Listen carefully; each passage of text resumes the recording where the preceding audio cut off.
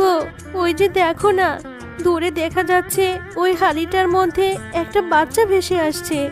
তুমি তাড়াতাড়ি যাও না, ওই বাচ্চাটাকে ধরে নিয়ে আসো, না হলে যে মরে যাবে।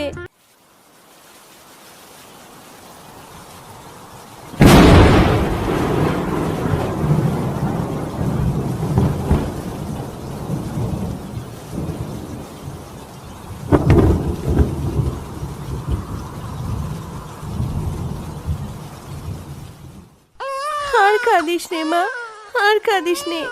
তোর বাবাকে যে পাঠালাম তোর জন্য খাবারের ব্যবস্থা করতে, না জানি তোর বাবা কোথায় গিয়েছে ঝড়ের মধ্যে, কি করছে। আমার যে খুব দুশ্চিন্তা হচ্ছে। আয় মা, আমার কোলে আয়। এখন আমি তোকে নিয়ে কোথায় যাব? বাইরে যে অনেক ঝড় বৃষ্টি, ঠিক মতো একটু খেতেও দিতে পারি না। আল্লাহ, তুমি কেন আমাদের এত গরিব বানিয়েছো? চল মা, বাইরে গিয়ে দেখি তোর বাবা আসছে কিনা। ওই তো দেখে আসছে, হাতে তো কিছুই নেই। তাহলে কি মেয়েটার জন্য একটু তোদের ব্যবস্থা করতে পারিনি? তুমি এত দেরি কেন করলে? এই ঝড় বৃষ্টির মধ্যে কোথায় ছিলে তুমি? শেফালি, আমি কি ইচ্ছে করে খালি হাতে এসেছি? আমিও তো বাবা, আমারও তো অনেক কষ্ট হয়। কতজনের দ্বারেই তো গেলাম একটা কাজের জন্য, কেউ আমাকে কোনো কাজ দিল না। আর এখন বর্ষার সিজন, সামনে নাকি বন্যা হবে, ফসলের জমিতে পানি জমে গেছে। আল্লাহর উপর ভরসা করো, নিশ্চয়ই একটা ব্যবস্থা করবেন। এই বৃষ্টির জন্যই তো এত কষ্ট করতে হচ্ছে। আর যদি বন্যা হয় তাহলে আমরা কোথায় যাব গো? আমাদের বাড়িটা যে নিচু, পানিতে তলিয়ে যাবে।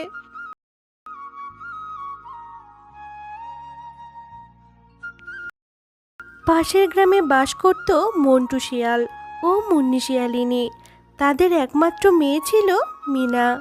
হ্যাঁ গো, বাইরে যে বৃষ্টি হচ্ছে, মনে হচ্ছে এই বৃষ্টি আর থামবেই না। তুমি বাইরে গিয়ে দেখো না আমাদের কলা বাগানের কি অবস্থা। বউ, আমি এটা নিয়ে ভেবে দেখেছি। আমাদের জমির ফসলগুলো তুলে পাশের গ্রামের বন্যার্থদের সাহায্য করব, আর কলা গাছ দিয়ে একটা বাড়ি বানাবো, যেন সবাইকে আশ্রয় দিতে পারি। হ্যাঁ গো, কথাটা তুমি মন্দ বলনি। আমি শুনেছি পাশের গ্রামে নাকি অনেক পশুরা মারা যাচ্ছে। তুমি তাড়াতাড়ি করো গো, তুমি কলা গাছ কেটে তাড়াতাড়ি একটি ভাসমান বাড়ি বানাও। এরপর মন্টু শিয়াল দা নিয়ে কলা গাছ কাটতে যায় আর অনেকগুলো গাছ কেটে বাড়িতে নিয়ে আসে। তুমি ঠিকই বলেছ গিন্নি, এখন না কাটলে কলা গাছগুলো পচে যেত। এই কলা গাছগুলো দিয়ে আমি একটাই বাড়ি বানাবো, যেটা পানিতে ডুববে না। ওগো, আমাদের ঘরের মধ্যে যে পানি ঢুকে গেছে, বন্যা শুরু হয়ে গেছে আমাদের গ্রামে। মেয়েটা কিভাবে কাঁদছে, ভেবেছিলাম না খেয়ে মরতে হবে, এখন তো দেখি জলে ডুবেই মারা যাব আমরা। ওগো, মেয়েটাকে নিয়ে কোথায় যাব এখন? শেফালি, মেয়েটাকে নিয়ে বাইরে চলো, গিয়ে দেখি বাইরে কোনো ব্যবস্থা করতে পারি কিনা। যদি আমরা কোনো উঁচু জায়গায় উঠতে পারি তাহলে হয়তো আমরা প্রাণী বেঁচে যাব। ওগো, বন্যার জল তো শুধু বাড়ছে, এখন আমরা এই বাচ্চাকে নিয়ে কোথায় যাব? আমরা তো এই বাচ্চাটাকে নিয়ে সাঁতরেও কোথাও যেতে পারবো না। তুমি কিছু একটা করো না, আমার মেয়েটা যে মরে যাবে, আমরাও তো মরে যাব। আল্লাহ, তুমি আমাদের সাহায্য করো, সাহায্য করো। আমার মেয়েটাকে যে আমরা কিছুতেই হারাতে চাই না। আমার মেয়েটা যে এমনিতেই না খেয়ে আছে 2 দিন ধরে। তুমি একদম কেঁদো না বউ, তুমি একদম চিন্তা করো না, নিশ্চয় আল্লাহ কোনো এক ব্যবস্থা করবে। আমি দেখছি কিছু একটা করতে পারি কিনা। আমরা যদি মরে যাই তবু আমাদের সন্তানকে কিছু হতে দেব না। এই নাও বউ, এই হাঁড়িটা আমি ঘরের মধ্যে থেকে নিয়ে এসেছি। এই হাঁড়িটা তো জলে ভাসবে, আমার মেয়েটাকে এই হাঁড়িতে ভাসিয়ে দাও। যদি কেউ আমাদের মেয়েটাকে পেয়ে যায় তাহলে আমাদের মেয়েটা যে প্রাণে বেঁচে যাবে। আমাদের সাথে থাকলে যে আমরা ওকে বাঁচাতে পারবো না। ওগো, আমাদের কলিজার টুকরো সন্তানকে যে জলে ভাসিয়ে দিলাম। হে আল্লাহ, আমাদের সন্তানকে তুমি রক্ষা করো, রক্ষা করো। যা মা, যা, তোকে যে আর ধরে রাখতে পারলাম না।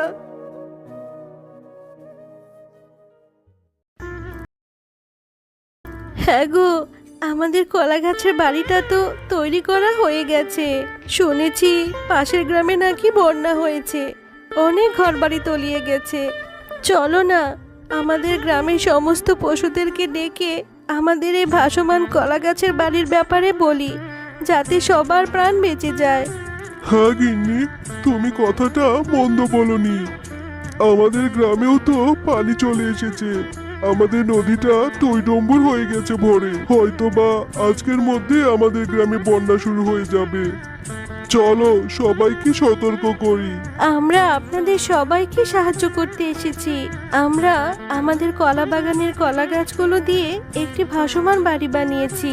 আপনারা আমাদের সাথে আমাদের কলা গাছের বাড়িতে চলুন, সে বাড়িতে থাকবেন, না হলে যে আমরা সবাই ডুবে মারা যাব। আরে মন্টু ভাই, মুন্নি ভাবি, তোমরা না হয় পাগল হয়েছো, আমরাও কি তোমাদের মতো পাগল হয়েছি নাকি? কে বলেছে তোমাদের বন্যা হবে? বন্যা হলে ডুবে মরবো, তবুও তোমাদের ওই কলা গাছের বাড়িতে গিয়ে মরতে চাই না। এ কথা বলে গ্রামের সকল পশুরা সেখান থেকে চলে যেতে থাকে। আর হঠাৎই তখন অঝোরে বৃষ্টি হতে থাকে। আর অনেক বৃষ্টি হওয়াতে তাদের গ্রামেও পানি উঠে যায় আর বন্যা শুরু হয়ে যায়। গ্রামের কেউ আমাদের কোনো কথা বিশ্বাস করলো না। ঠিকই তো গ্রামে বন্যা হয়ে গেল।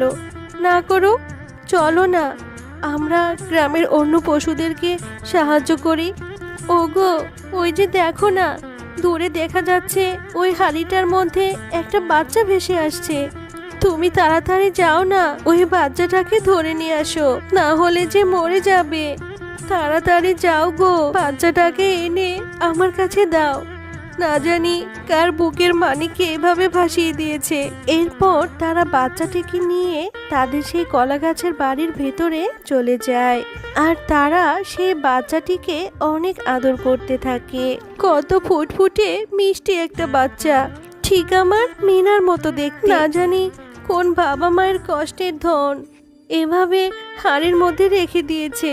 এই বাচ্চাটিকে আল্লাহ অশেষ রহমত করেছে, না হলে কি এভাবে বেঁচে থাকতো?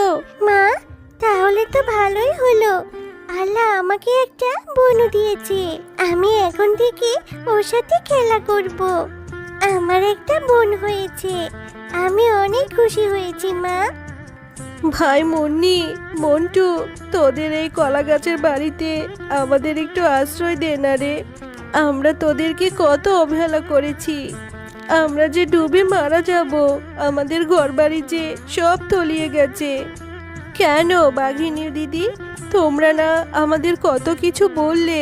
আমরা কলা গাছের বাড়ি বানিয়েছি, পাগল হয়ে গেছি আমরা। এখন তো দেখছি ঠিক আমাদের এই কলা গাছের বাড়িতেই তোমাদের আশ্রয় নিতে হচ্ছে। মুন্নি বোন, আমাদের ভুল হয়ে গেছে রে, আমাদের ক্ষমা করে দে। আমাদের আসলে এমনটা করা ঠিক হয়নি।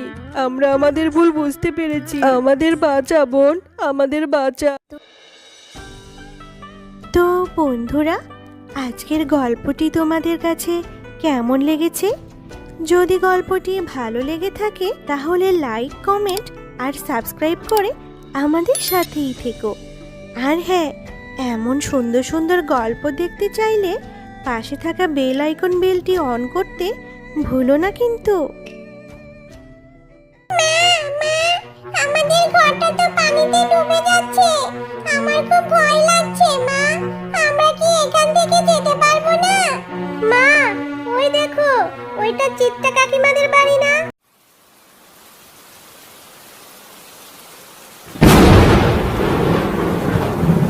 আবারও বৃষ্টি শুরু হয়ে গেল। এখন তো মনে হচ্ছে এবার তো মাঠ ঘাট সব ডুবে যাবে। সে কি মা, যদি মাঠ ঘাট সব ডুবে যায় তাহলে আমরা থাকবো কিভাবে? আমিও তো সেটাই ভাবছি মা। এমনিতেও আমরা যেখানে থাকি সেটা অনেক নিচু জায়গা। তাহলে কি আমরা মা ডুবে যাব? মা, কি যেন আমার উপর ভেঙে পড়লো। এ কি, বাড়ির চাল এখানেও ভেঙে গেছে? আর একটু হলেই তো তোর মাথার উপর এসে পড়তো। আজ তোর বাবা আসুক, বাড়ির অবস্থা তাকে দেখাবো।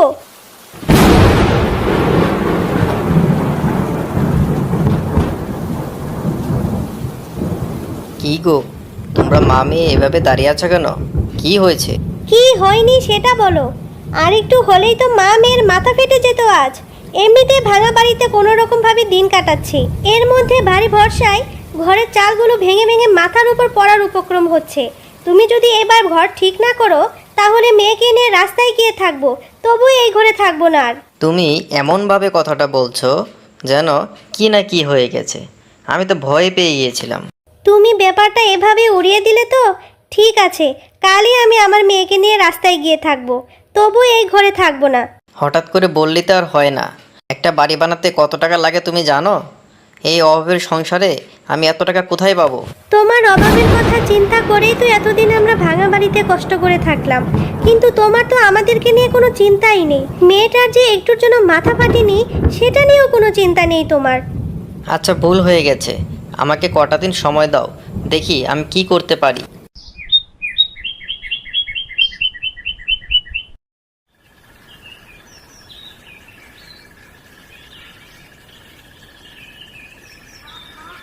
বাঘ মামা, আমাকে কি লাখখানি টাকা ধার দেওয়া যাবে? কি বললি? এত টাকা? এত টাকা দিয়ে তুই কি করবি? আসলে আমি একটা নতুন বাড়ি বানাতাম। আগের বাড়ি ঠিক করলি তো পারিস, নতুন করে বাড়ি বানানোর কি দরকার? বাড়ি ঠিক করে করেই তো চললাম এতদিন, এখন আর ঠিক করার কোনো অবস্থা নেই। তুই যত টাকা চাচ্ছিস অত টাকা এখন আমার কাছে নেই। এই কিছু টাকাই রয়েছে, এই নে টাকা। কিন্তু মামা, এই টাকা দিয়ে তো বাড়ি হবে না। এর বেশি টাকা আমার কাছে নেই, যা ছিল তাই তোকে দিয়েছি। তাছাড়া তুই এর আগেও অনেক টাকা নিয়েছিস, তারপরেও যে তোকে টাকা দিয়েছি এই তো বেশি। জি মামা, দেখি এই টাকা দিয়েই কিছু করতে পারি কিনা। এ কি মিসকে মামা, তুমি এতগুলো কলা গাছ নিয়ে কোথায় যাচ্ছ? কলা গাছ দিয়ে বাড়ি বানাবো, তাই তো বাজার থেকে কিনে নিয়ে আসলাম। কলা গাছ দিয়ে বাড়ি? হে হে হে, জীবনে এই প্রথম শুনলাম কলা গাছ দিয়েও বাড়ি হয়। এজন্য লোকে তোমাকে মিসকে পাগল বলে। হেসো না ভাই, এখন যেটার জন্য হাসছো একদিন দেখবে এটাই তোমার বিপদের সাথী হবে।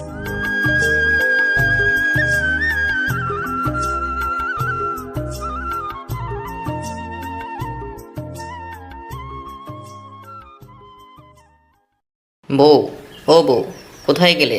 বাইরে এসো। তোমাকে বলেছিলাম নতুন বাড়ি বানাতে, আর তুমি কিনা কলা গাছ কিনে আনলে। কি করবে এগুলো দিয়ে? ভেলা বানাবে? ভেলা বানাবো কেন? এটা দিয়ে আমরা আমাদের স্বপ্নে বাড়ি বানাবো। কলা গাছের বাড়ি আমাদের স্বপ্নের বাড়ি হবে? এর থেকে তো আমাদের ভাঙা বাড়িটাই ভালো ছিল। মানুষজন দেখলে কি বলবে? তুমি নতুন বাড়ি বানানোর কথা বলেছিলে, এই দেখো আমি নতুন বাড়ি বানাচ্ছি। তুমি শুধু দেখো বাড়িটা কত সুন্দর হয়। আগের বাড়ির চাইতে এটা অনেক মজবুত হবে। তোমার যা মন চায় তুমি করো, তোমাকে কিছু বলেও লাভ নেই। তুমি শুনবে না। শুধু এইটুকু বলবো, এমন কোনো কাজ করো না যেটা দেখে মানুষ তোমাকে পাগল বলবে, আর মানুষের কাছে হাসির পাত্র হতে হয়। মানুষের কথায় এত কান দিও না তো, মানুষ বলবেই। আগের বাড়ি চাইতে এ বাড়ি অনেক সুন্দর ও মজবুত হবে, তুমি দেখে নিও।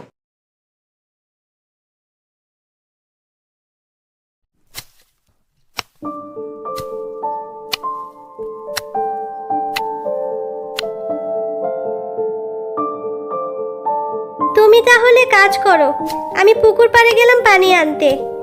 তুমি তোমার মেয়ের দিকে খেয়াল রেখো, চোখের আড়াল হলেই তো তাকে আবার কোথাও খুঁজে পাওয়া যায় না।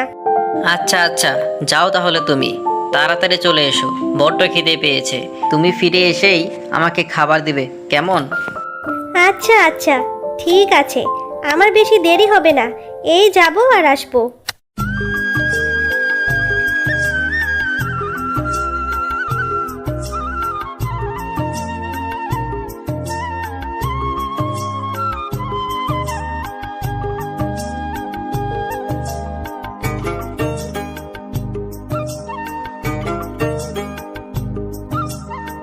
আরে শিলা ভাবি যে, এসো এসো, তোমাদের বাড়ি যাব ভেবেছিলাম। ভালোই হলো তোমার সাথে দেখা হয়ে গেল। ভাবি, তোমার কাছে একটা কথা জিজ্ঞেস করার ছিল। হ্যাঁ গো ভাবি, যা বলার তাড়াতাড়ি বলো, আমার হাতে আবার বেশি সময় নেই। চট করে পুকুর থেকে পানি নিয়ে চলে যেতে হবে, ওদিকে আবার তোমার ভাই না খেয়ে বসে থাকবে। হ্যাঁ গো ভাবি, তোমরা নাকি নতুন ঘর বানাচ্ছ তালপাতা আর কলা গাছ দিয়ে, একদিন দাওয়াত দিও গো ভাবি। তোমার ওই তালপাতার ঘর দেখার জন্য। সে কি কথা? তোমায় কে বললো যে আমরা তালপাতা দিয়ে ঘর বানাচ্ছি? কে আর বলবে বলো, তোমার ভাই বলেছে। তোমার ভাইয়ের সাথে নাকি মিচকে দাদার দেখা হয়েছিল, মিচকে দাদাই এইসব কথা বলেছে। সামনে বন্যা হবে তো, এর জন্য একটা ভাসমান বাড়ি বানানোর চেষ্টা করছে তোমার দাদা। তাছাড়া আমাদের আগের বাড়িটা অনেকটা ভেঙে গিয়েছে, তাই আর কি ঘরটা বানাচ্ছে। হাসালে গো ভাবি, ঘর নাকি আবার ভাসমান, তাও আবার তালপাতার ঘর। মনে হয় দাদার মাথা খারাপ হয়ে গেছে। ভাবি, তুমি দাদাকে তাড়াতাড়ি ডাক্তারের কাছে নিয়ে যাও, কেমন? কি আজে বাজে কথা বলছো তুমি? দূর, চলে গেলাম আমি এখান থেকে, থাকবোই না। আরে ভাবি, তুমি রাগ করছো কেন? চলে যাচ্ছ যে, পানিটা তো নিয়ে যাও।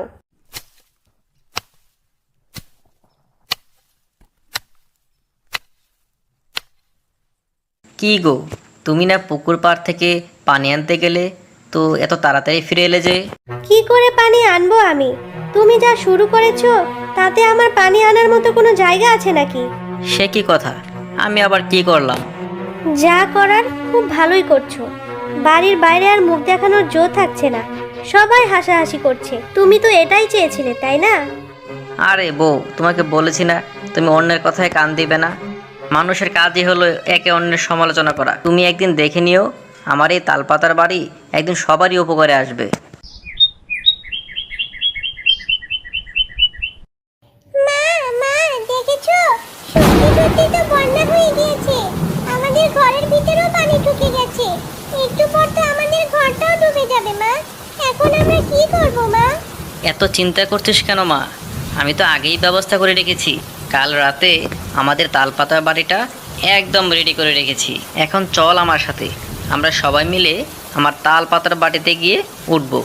হ্যাঁ গো, তুমি এই তালপাতার ঘর বানিয়েছো বলে আমি তোমাকে কত কথা বলেছি, কিন্তু তোমার এই ঘরের জন্য আজকে আমাদের প্রাণ বেঁচে গেল। না হলে যে আমাদের ডুবে মরতে হতো। তুমি আমাকে ক্ষমা করে দাও গো, আমি তোমাকে অযথাই ভুল বুঝেছি। আমাদের ঘরটা তো পানিতে ডুবে যাচ্ছে, আমার খুব ভয় লাগছে মা। আমরা কি এখান থেকে যেতে পারবো না? মা, ওই দেখো, ওইটা চিত্তা কাকিমাদের বাড়ি না? ওরা চালার উপরে ভেসে আছে। চলো না আমরা ওদেরকে গিয়ে নিয়ে আসি। হ্যাঁ, ঘরটা তাড়াতাড়ি ভাসিয়ে নিয়ে চলো, না হলে যে ছোট বাচ্চাটাকে নিয়ে ওরা খুব বিপদে পড়বে। ওগো, দেখো না, দূরে ওই যে একটা বাড়ি ভেসে আসছে। ওইটা মিচকে ভাইয়ের ভাসমান তালপাতার বাড়ি না? দেখেছো? ওরাই ভালো করেছে। আসলে আমরাই ওদেরকে অনেক ভুল বুঝেছি। কেন যে এতগুলো কথা শোনাতে গেলাম। এখন কি ওরা আমাদের সাহায্য করবে? ওগো, তুমি আর দাঁড়িয়ে থেকো না, তাড়াতাড়ি চলো, ওদেরকে সাহায্য করতে হবে। হ্যাঁ, আমি এক্ষুনি যাচ্ছি।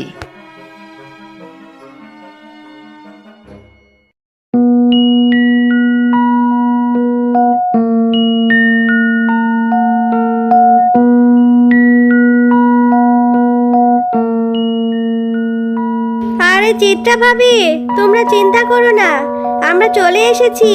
বাচ্চা মেয়েটাকে নিয়ে এভাবে চালার উপরে বসে থাকলে হবে? তাড়াতাড়ি আমাদের ভাসমান তাল পাতার ঘরে চলে এসো। আমি যে কিভাবে তোমাদের ধন্যবাদ দিব বুঝতে পারছি না গো ভাবি। আমি সেদিন তোমাকে কত কথা শুনিয়েছি, মিচকের দাদাকে পাগল বলেছি।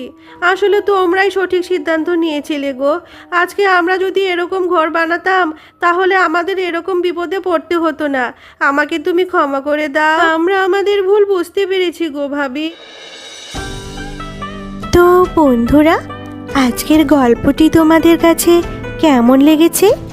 যদি গল্পটি ভালো লেগে থাকে তাহলে লাইক, কমেন্ট আর সাবস্ক্রাইব করে আমাদের সাথেই থেকো। আর হ্যাঁ, এমন সুন্দর সুন্দর গল্প দেখতে চাইলে পাশে থাকা বেল আইকন বেলটি অন করতে ভুলো না কিন্তু।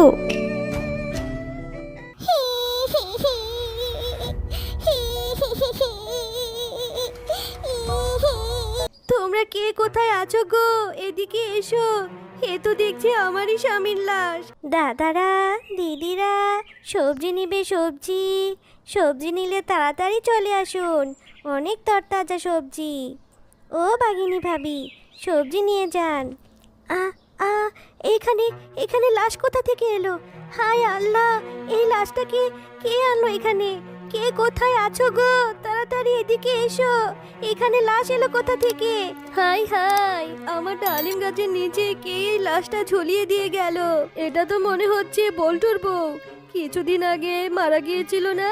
একে তো কবরস্থানে দাফন করা হয়েছিল, তাহলে লাশটা আমার বাড়ির সামনে কি করে এলো? হ্যাঁ গিন্নি, আমিও সেটাই ভাবছি।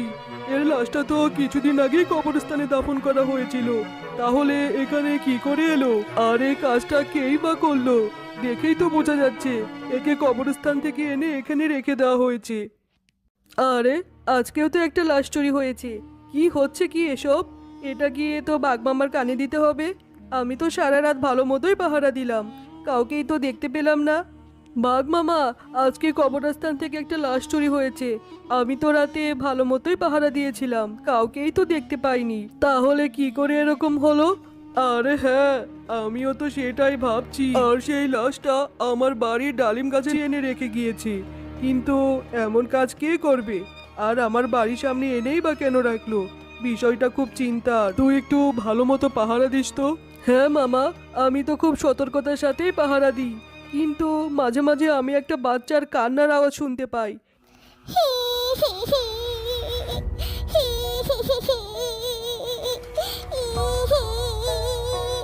আরে এটা সেই বাচ্চা মেয়ে না, যে এই বাচ্চা মেয়ের কান্নার আওয়াজ আমি প্রতিদিন শুনতে পাই? যাই তো বাচ্চাটার কাছে গিয়ে দেখি তো কেন কাঁদছে মেয়েটি।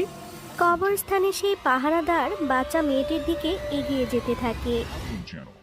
আরে আজব তো, এখানেই তো সেই ছোট বাচ্চা মেয়েটাকে দেখলাম কাঁদতে। এখানেই তো বসে কাঁদছিল, এখন হঠাৎ করে কোথায় চলে গেল? নাকি আমি ভুল দেখলাম? হতে পারে আমার মনের। পরের দিন সকালবেলা শেফা শিয়ালিনী ও রূপা শিয়ালিনী বাঘিনীদের বাড়ির সামনে দিয়ে যাচ্ছিল। তোমরা কে কোথায় আছো গো? এদিকে এসো। এ তো দেখছি আমারই স্বামীর লাশ। কে আমার স্বামীকে ডালিম গাছে নিচে বেঁধে রেখে গেছে? আমার স্বামী আরো 1 সপ্তাহ আগে মারা গেছে, কবরস্থানে তার দাফন করা হয়েছিল। কে আমার স্বামীর লাশটা এখানে এনে ঝুলিয়ে রেখেছে? তার কিছুক্ষণ পরে কবরস্থানে সেই পাহারাদার সেখানে চলে আসে। আরে বাঘমামা, আজকেও একটা কবরস্থান থেকে লাশ চুরি হয়েছে, আর আপনার এই ডালিম গাছের উপরেও দেখছি একটা লাশ ঝুলিয়ে রেখেছে। তাহলে কি এটাই সেটা? এগুলো কি হচ্ছে মামা? আরে হ্যাঁ সেটাই তো, এগুলো কি হচ্ছে? আমিও তো সেটাই বুঝতে পারছি না। আর তোকে তো বলেছিলাম ভালো করে পাহারা দিতে। তুই সত্যি করে বলতো, তুই কি রাতে পাহারা দিস নাকি ঘুমাস? আজকে রাতে আমি তোর সাথে পাহারা দিব। বুঝেছি, তোকে দিয়ে আর হবে না।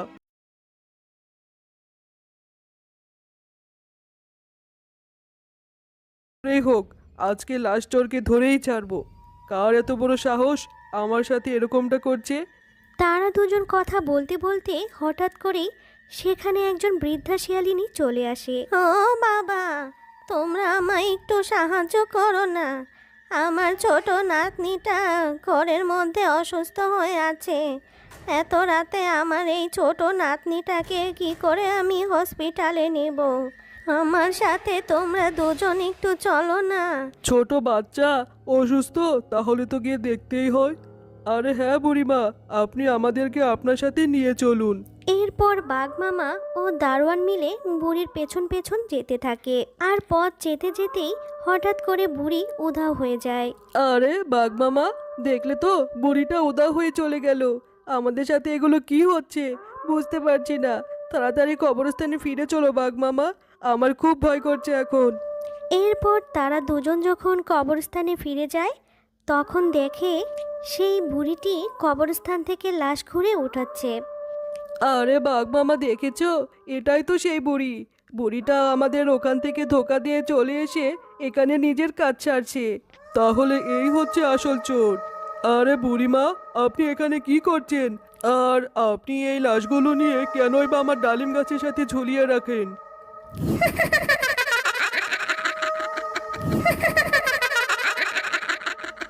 তোরা এখানে কেন এসেছিস? আমি প্রতিশোধ নেব, তোর বইয়ের উপর প্রতিশোধ নেব। তাহলে কি তুই শুনতে চাস সেদিন কি ঘটেছিল আমার আর আমার নাতনির সাথে? শোন তাহলে, আরো 10 বছর আগের কথা। সেদিন আমার নাতনিটা তোর বইয়ের ডালিম গাছের নিচে থেকে একটা ডালিম কুড়িয়ে নিয়ে খেয়েছিল। আরে আরে, এই ছোট লোকের বাচ্চাগুলো এসে আমার গাছ থেকে ডালিম পেড়ে খাচ্ছে। এই ছোট লোকের বাচ্চা, আর কখনো আসবি আমার গাছে ডালিম খেতে? বল বল, আর কখনো আসবি? আজকে তোকে মেরেই ফেলবো। তোর এত বড় সাহস, তুই আমার ডালিম গাছ থেকে ডালিম কুড়িয়ে খাচ্ছিস? আরে, এই বাচ্চা মেয়েটাও তো দেখছি সত্যি সত্যি মরে গেল। বেশ করেছি। আর কখনো আসবি আমার গাছ থেকে ডালিম চুরি করে খেতে? কিন্তু এটাকে নিয়ে যে আমি এখন বিপদে পড়ে গেলাম। আরে মিনাকে তো এখনো দেখতে পাচ্ছি না, কই যে গিয়েছে মেয়েটা? আমাকে বললো যে দাদিমা আমি অল্প একটু খেলা করেই চলে আসবো। যাই গিয়ে খুঁজে নিয়ে আসি।